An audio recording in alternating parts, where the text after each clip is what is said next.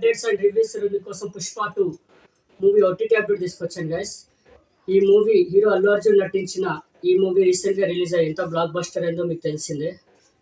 ఈ మూవీ ఎవరు థియేటర్లో మిస్ ఉండరు నాకు తెలిసి. కానీ ఓటీటీలో కూడా చూద్దామని వెయిట్ చేస్తున్న వాళ్ళందరికీ ఒక గుడ్ న్యూస్. ఈ మూవీ మనకి డిజిటలైజ్ బ్యాన్ చేసింది నెట్ఫ్లిక్స్ గైస్. నెట్ఫ్లిక్స్ వారు ఈ మూవీని భారీ ఎత్తున కొనుక్కున్నారు పుష్ప 2 మూవీని ఆల్ లాంగ్వేజెస్లో. ఈ మూవీ మనకి నెట్ఫ్లిక్స్లో